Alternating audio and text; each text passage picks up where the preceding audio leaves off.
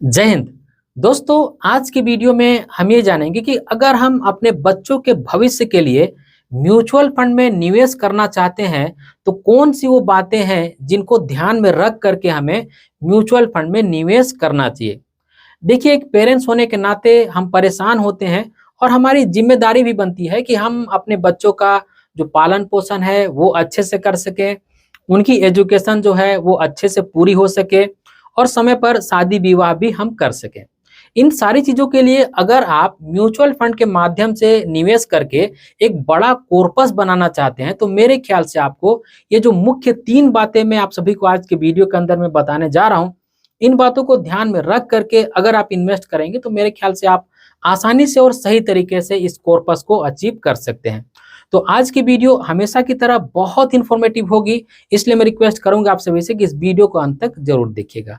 तो स्वागत है आप सभी का एक नई वीडियो में। आशा करता हूं आप सब अच्छे होंगे। मैं हूं अनवर अंसारी। चलिए पेश करते हैं। तो जैसा कि इस वीडियो के शुरुआत में मैंने आप सभी से कहा कि बच्चों के लिए म्यूचुअल फंड लेते समय या फिर बच्चों के लिए म्यूचुअल फंड में निवेश करते समय हमें किन बातों का ध्यान रखना चाहिए। इसके लिए मैंने 3 पॉइंट यहाँ पे लिख रखे हैं। सबसे पहला पॉइंट होगा महंगाई, कि हमें हमेशा महंगाई को कंसीडर करके चलना चाहिए। और दूसरा हमारा पॉइंट होगा कि फंड के नाम पे हमें नहीं जाना है। और तीसरा हमारा जो पॉइंट होगा, जो म्यूचुअल फंड को हम सेलेक्ट कर रहे हैं वो म्यूचुअल फंड अगर बच्चों के लिए है तो बच्चों जैसा ही होना चाहिए। सबसे पहले पॉइंट पर हम बात करते हैं।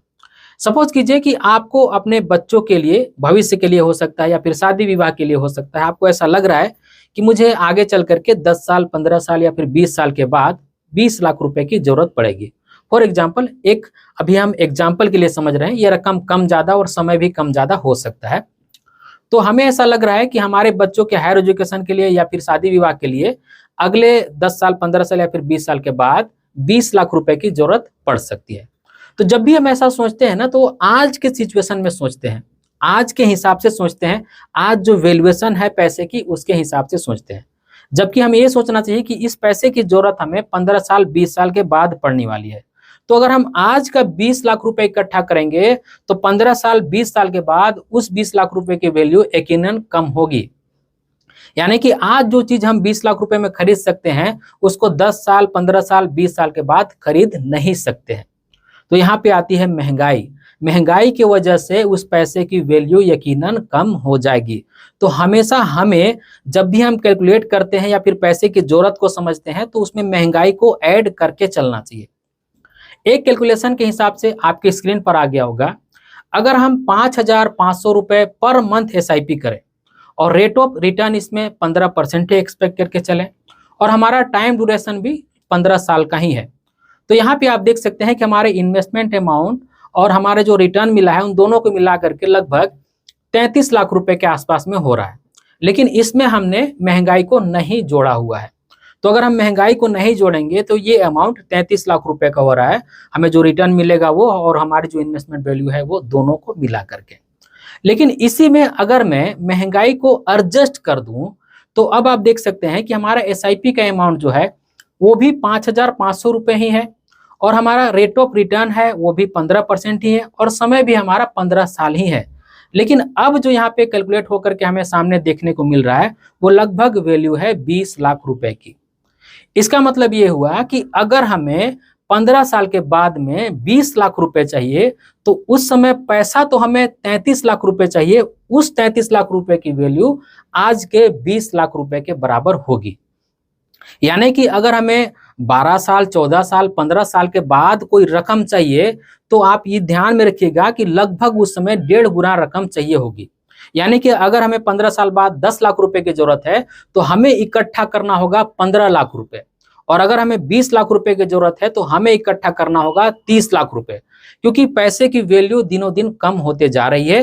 तो हमारा जो सबसे पहला पॉइंट है वो है महंगाई, ताकि आप सही से अपना जो भी काम है, एजुकेशन है या फिर मैरिज है, वो कर सके, आपको पैसे की जरूरत ना हो। तो इस तरह से अगर आप कैलकुलेशन करेंगे तो मेरे ख्याल से आपका जो आने वाला गोल है वो सही तरीके से पूरा हो पाएगा।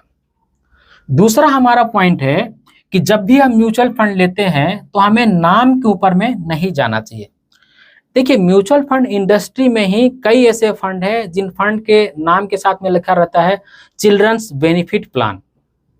और इस तरह के प्लान तो एंडोमेंट जो एलआईसी वगैरह होते हैं, जिसमें जीवन बीमा भी मिलता है और निवेश भी होता है, इस तरह के चिल्ड्रंस प्लान तो वहाँ पे बहुत सारे भरे पड़े हैं।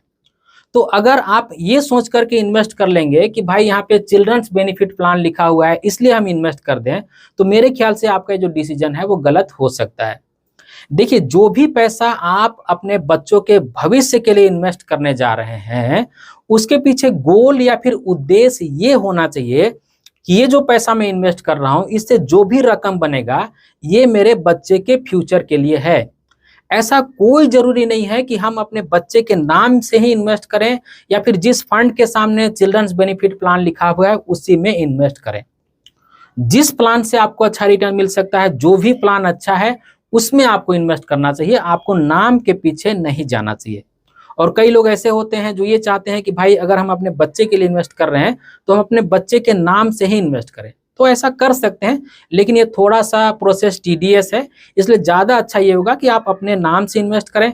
उस इन्वेस्टमेंट के पीछे जो गोल होगा, उद्देश्य होगा, वो आपके बच्चे की भविष्य होगी, या पढ़ाई लिखाई हो सकता है, फिर मैरिज हो सकता है, कुछ भी उद्देश्य हो सकता है। तो आप उद्देश्य ऐसा लेकर के चलिए, फंड के नाम के पीछे आपको बिल्कुल भी जाने की जरूरत नहीं है। हमारा जो तीसरा पॉइंट है वो ये है कि जब भी हम फंड सेलेक्ट करते हैं, और खास करके अगर हम बच्चों के लिए कोई फंड सेलेक्ट कर रहे हैं, तो वो फंड बच्चों के लिए ही होता है। अधिकतर बार पेरेंट्स ये बोलते हैं कि देखो ना, हमारा बच्चा या फिर हमारे जो रिलेटिव्स का बच्चा है वो देखते देखते बड़ा हो गया, हमें पता ही नहीं चला कि कब बड़ा हो गया। तो आपके पास भी ऐसा ही फंड होना चाहिए जो आपके बच्चे के ग्रोथ के साथ में चल सके। जितनी तेजी से आपका बच्चा बढ़ रहा है, उतनी तेजी से ही आपका इन्वेस्टमेंट भी बढ़ना चाहिए, ताकि दोनों ही साथ में बढ़े, आपका बच्चा भी और आपका इन्वेस्टमेंट भी, ताकि सही समय पर उस इन्वेस्टमेंट का इस्तेमाल किया जा सके। इस बात को कहने का मेरा उद्देश्य यह है कि अगर आप बच्चों के नाम से पैसा इन्वेस्ट करने जा रहे होंगे और अगर आपको म्यूचुअल फंड में ही इन्वेस्ट करना होगा, तो आपको डेट फंड या फिर हाइब्रिड फंड, इस तरह के फंड में इन्वेस्ट करने की जरूरत नहीं है।